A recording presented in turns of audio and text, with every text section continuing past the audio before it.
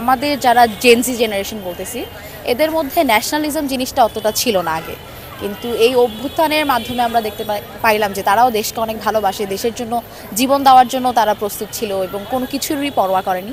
আমি দেখতেছি যে আমার মতে আমার বয়সী আরেকজনকে সে একটা ন্যায্য দাবিতে নামছে এবং তাকে জাস্ট গুলি করে মেরে ফেলা হচ্ছে। এটা একটা মানে আমার ভাইকে মেরে ফেলা হচ্ছে এবং বেশিরভাগ মানুষই নামছে এই কারণে যে অন্যায়ভাবে আমার ভাইকে মেরে ফেলা হচ্ছে। আমি যদি মানবতার দিক থেকে বিবেচনা করি, আমি এখানে বসে থাকা বা চুপ করে থাকা আমার পক্ষে সম্ভব না। আমি এরকম একটা বাংলাদেশি চাই যেখানে হচ্ছে যে একটা ফেয়ার পার্টিসিপেশন থাকবে, সেটা পলিটিক্যালি হোক, এবং সবাই সকলের রাইটসগুলো এনশিওরড হবে অ্যান্ড কেউ যেন অটোক্রেটিক কোনো কিছু বিহেভিয়ার দেখাতে না পারে।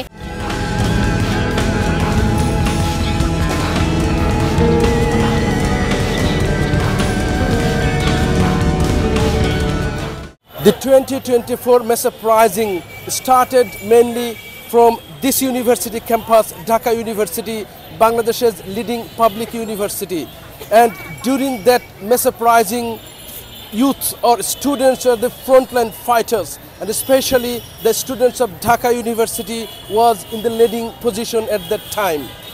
And through that quota reform movement, minor student movement gradually turned into a mass uprising and dethroned nearly 16-year-long authoritarian rule of Sheikh Hasina.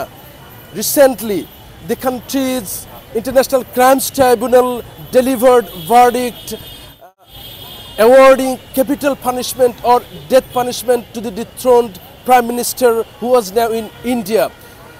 The students or youth took huge risk, and even according to a report of the United Nations, 1,400 people, mostly youth and the students, sacrificed their life while thousands others injured.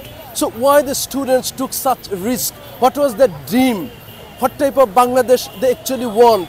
Now we are in a time the country is waiting for a national election that will be held just after a few months in February next year.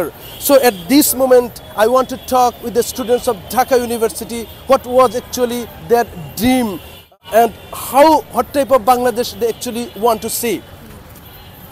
What's your name, please? I am Nazmun Nahar Khan.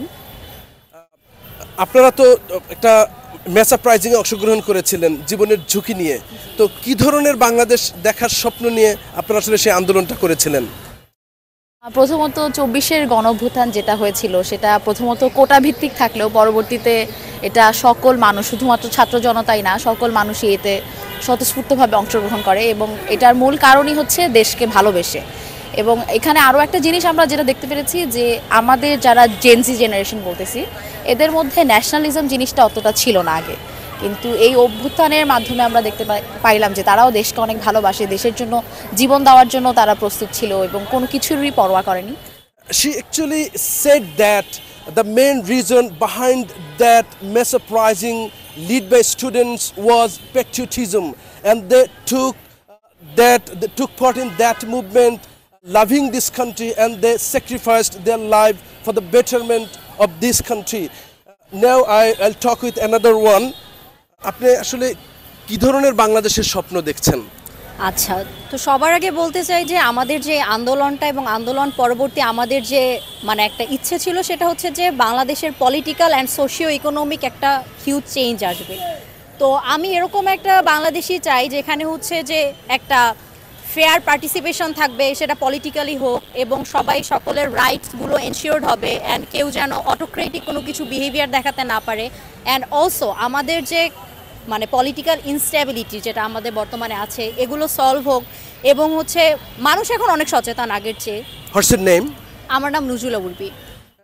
She said something very much important, that she wants to see a Bangladesh where there will be no discrimination and everyone will enjoy his or her rights properly, and the country will be run based on justice and rule of law, and political system will be changed, and now there is a politics of muscle power. So she wants to see a fair politics and fairly run this country through democratic system. This is her dream, and she took part in that movement with this dream. Now there is a male student, I want to talk with him. What's your name? Saif Al Azad. what type of Bangladesh you dreamed during the mass uprising last year? দেখেন আমাদের গণঅভ্যুত্থানটা হয়েছিল আসলে শুরুটা কোটা আন্দোলন দিয়ে হইলো, পরে আসলে মানুষের অনেক বছরের চাপা ক্ষোভে মানুষ আসলে এখানে মানে এই আন্দোলনে অংশগ্রহণ করে, ঠিক আছে। আপনার ড্রিমটা কি ছিল এই আন্দোলনে যাওয়ার পেছনে? না, মেইন যে কারণ ছিল যে আমি দেখতেছি যে আমার মতে আমার বয়সী আরেকজনকে সে একটা ন্যায্য দাবিতে নামছে এবং তাকে জাস্ট গুলি করে মেরে ফেলা হচ্ছে। এটা একটা মানে আমার ভাইকে মেরে ফেলা হচ্ছে এবং বেশিরভাগ মানুষই নামছে এই কারণে যে অন্যায়ভাবে আমার ভাইকে মেরে ফেলা হচ্ছে। আমি যদি মানবতার দিক থেকে বিবেচনা করি, আমি এখানে বসে থাকা বা চুপ করে থাকা আমার পক্ষে সম্ভব না, ঠিক আছে। ওই মানবতার জায়গা থেকে আমরা বেশিরভাগ মানুষই এই আন্দোলনের কেমন বাংলাদেশ দেখতে চান?